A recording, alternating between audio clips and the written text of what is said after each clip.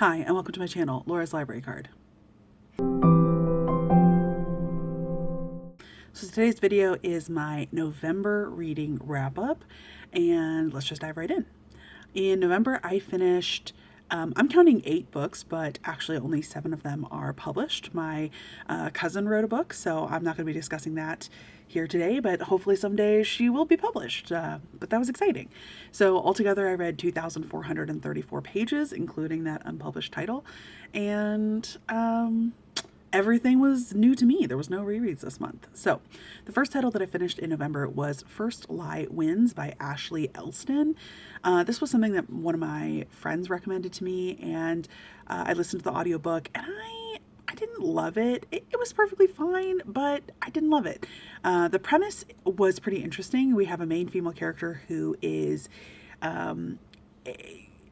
like a spy, or she has a secret identity. This is not a spoiler. This is something that's straight in the synopsis, but she's on a job, and someone turns up in where she is, like on her job, who has her real identity, like her real name. So our main character is trying to figure out both what she needs to accomplish to finish this job, and to try to figure out like what's going on, that there is a mysterious person who's shown up with her real name. And yeah, I thought the premise was interesting. I just like personally wasn't thrilled with it. I don't really know why it wasn't landing for me. I think the audio was sort of a contributing factor, but I was just kind of underwhelmed. I felt like there was some stuff that was given away relatively early that took away a little bit of the stakes, and I just wasn't terribly invested. Right at the like 80% mark, which I'm not going to spoil, there was information revealed that I didn't really feel was much of a reveal. It was something I was already suspicious of, and I just kind of, I don't know. The structure of this is that we're following our main character in this current job she's working, but also getting flashbacks as to some of her history and previous jobs she's working. And I think that that's supposed to function to like round out her character, but because she's always playing a role, I didn't feel like it was really a clear indication of who this character really was. And in a lot of ways, because of her job, she can't trust people. And yet I think that there's multiple times when she really like kind of trusts people in a way that I'm like, why are you trusting this person? And yeah, I don't know. I mean, I just don't think it's going to last forever for me. And I thought it was perfectly fine. And I feel like other people have a lot more investment in this book that I did. So for me, it was like perfectly fine. It was just a standard sort of 3-star, 3.5, and I moved on. The next title that I finished in November was The Nightmare Before Kissmas by Sara Raasch. And this I had a digital ebook of, and this was described in the synopsis as a cross between Red, White, and Royal Blue and The Nightmare Before Christmas. And I feel like The Nightmare Before Christmas is really only because of the like themes. It's very strongly paralleled, in my opinion, off of Red, White, and Royal Blue. This one I thought was kind of interesting. I was really invested. I really enjoyed the romance, but I did find that some of the actual setup of the book was like a little weird. The premise is that our main male character is Nicholas Cole Klaus. He is a prince of Christmas, and all of the holidays in this book are sort of like their own little political factions, their own little like countries essentially, and they function both together and separately. And so the main male character Nicholas, his father is currently the reigning Santa. That is his like title, and eventually someday Cole will inherit that title. And so they do have some element of magic, and that magic comes from the joy that humans experience and create like during the celebration of that holiday.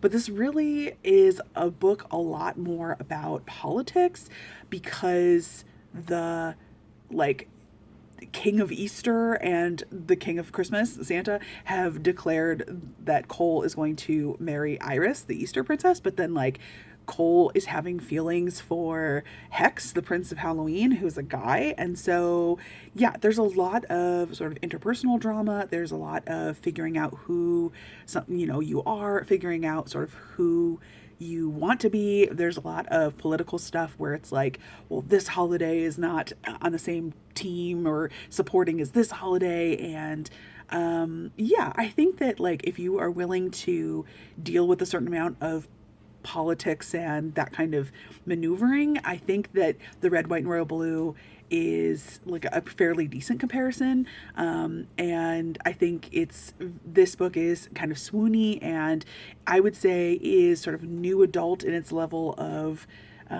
explicit sexual content, but I really believed in our main character. I really rooted for Cole. I really loved his intensity and how much he went for what he wanted, and his just like gutsiness was reminiscent of Alex from Red, White, and Royal Blue, and that's one of my favorite books of all time. And so this one did work quite well for me. I didn't quite love it. I think it's something I can reread in the future and understand a little bit better, but I never really felt sold on the whole like why certain holidays were working together and what others weren't, and like how the whole magic system worked.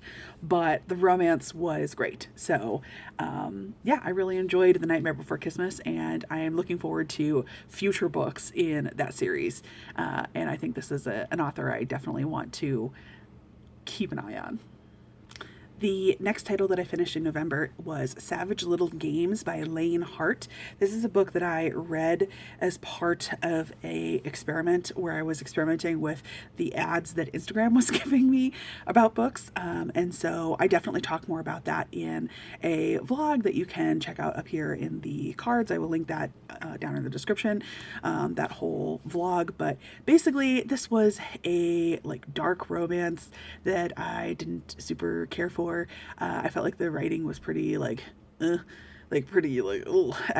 The premise is that our main female character is a cocktail waitress in a casino or location in Vegas where there's like a mafia guy who runs it, and he has been pursuing her for a long time and she's always given him the brush off. But her current boyfriend has racked up a debt, and so then the mafia boss like sees that she's been beat up because he hasn't paid off his debts.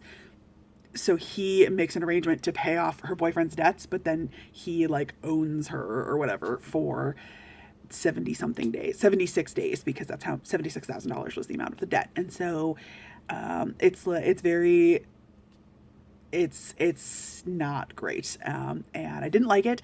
And it's sort of like the characters definitely read a lot younger than what they're portrayed to be. I didn't feel like the sex was very hot. I didn't feel like the main male character was like a consistent character throughout the whole book. Like he was different from scene to scene.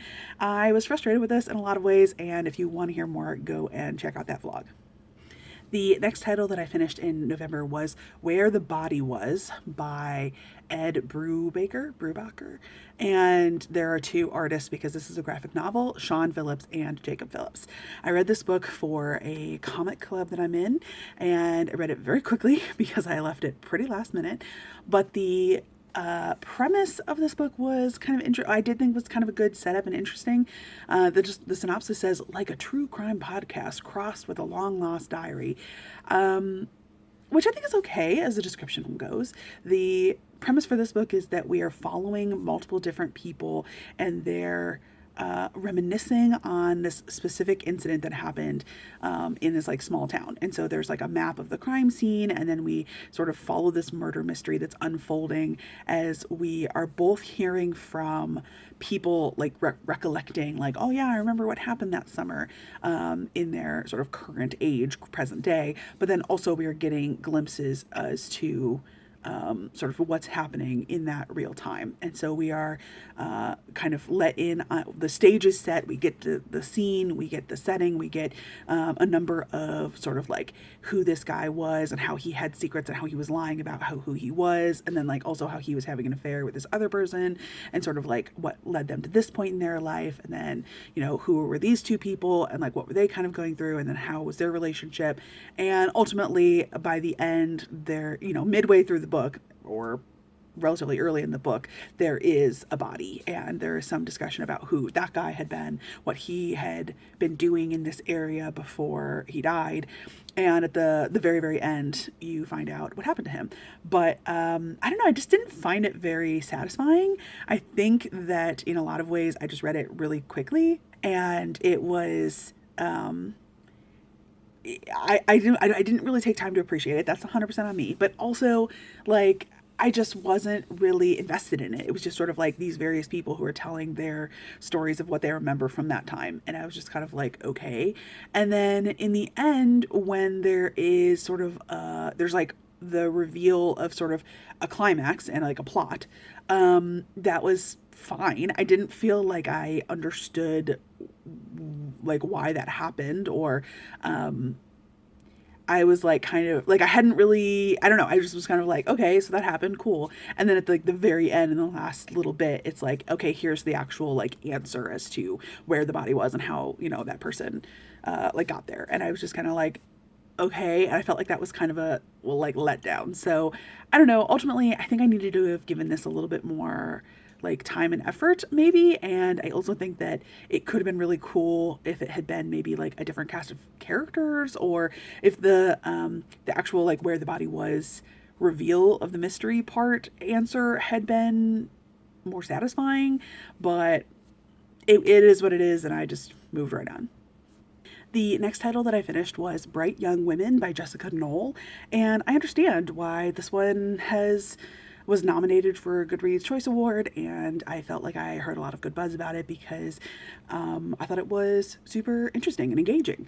This is a novel, but it is kind of based on true crime, where we are following two different perspectives of like two different women who were involved with a person who is like a serial killer.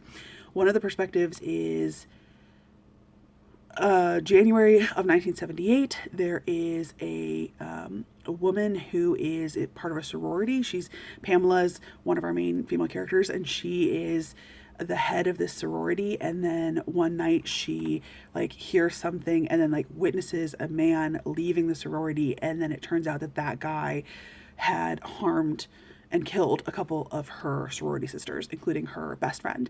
And so we not only witness her like witnessing that guy, but then also we are there as Pamela is trying to navigate the immediate aftermath of the start of the investigation, and then like the how all of her sisters are dealing with this, and sort of what her role is as the chapter president to try to get things back to normal, and her like loss of her best friend, and then ultimately eventually with like a court case and her dealing with the you know, like the court case that is trying to bring this killer to justice, or to you know, condemn him or whatever.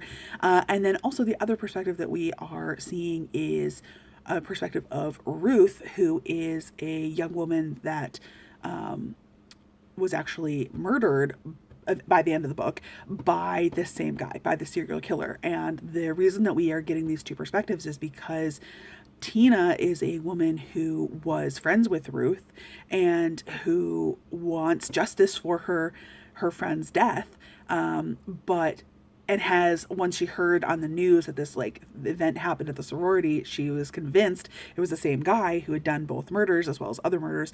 And so Tina has come to Florida to the sorority, and she eventually becomes friends with Pamela to try to be like, hey, I think it's the same guy. Like, so we're really kind of following these three different women, but we're only seeing the perspectives of Ruth and Pamela. An element that I really liked about this book is that it is focused on the victims and the women who were affected by the serial killer. This is focusing on the bright young women. It is not focusing on who this guy was, this nobody, this like murderer, right? And I feel like it was refreshing because so much of our media really focuses on what who this person was, who the defendant was, who he was, where he came from, what he did, and it's almost like, like it's tragic, obviously, that the victims were affected, but also like that's not the focus. And I really enjoyed that this book focused on who is left behind and who is surviving and who is uh, like what is the situation that these women are going through. And so not only do I think is it really well written, do I think that it's a really interesting look at this point in time, this 1978, and the misogyny that these bright young women who who witnessed something or who weren't taken seriously, like what they were going through. And yeah, I don't want to say that I enjoyed it because it was about a serial killer and like murderer, and Ruth in particular is hard to like and to kind of get behind at first, but yeah, I was connected the whole time through. I enjoyed my reading experience and my level of engagement. There were multiple moments where I really felt strongly for Pamela, and yeah, this one was really hard hitting, and I thought it was really super impactful. So not quite a perfect book, but a book that I would highly recommend. The next title that I finished in November was Resting Witch Face by Juliette Cross. This is the 5th book in the Stay a Spell series, so I'm not going to talk too much about it, especially since it's been a minute since I read the other books in the series, and so it's kind of hard to 100% remember everything. This book is one that have been looking forward to because we're following Jules, one of the oldest sister of this family. The whole series is following all of the women who are all sisters in this family, and they're all witches in New Orleans. And Jules is one that we have been hearing about since the beginning. She is sort of she's the oldest in this generation, and she looks out for all of her sisters. And it's been clear throughout all the other books that she had been in a romance years previously with the local head vampire guy, Reuben, but that something made it so they weren't together. And so this book is their romance and how they get back together. As you can probably tell by that little quick description, it is a second chance romance, which is not really a trope that I enjoy. And again, I didn't really care for it in this setting, and this one, even though I've really been waiting for them, I didn't feel like it landed as strong as some of the previous books in the series.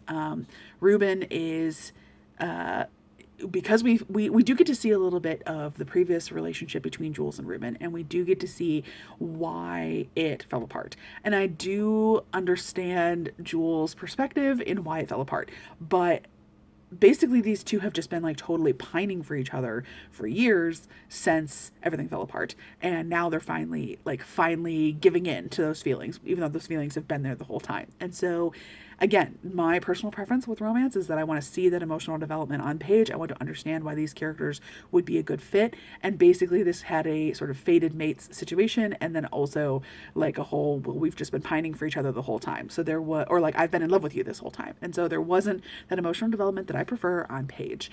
And then also the actual plot was perfectly fine. I felt a little bit like it was, I don't want to say contrived. It just was kind of like, I wasn't really interested in the plot. I was interested in the romance, and especially like the ending, I think was supposed to be really dramatic, or like the, sort of climax, and that part was really dramatic. But I don't know. I sort of felt like Reuben was like a little bit of a letdown character in comparison to some of the other previous male like love interests. So I don't know. I did enjoy Resting Witch Face. I'm glad that I read it.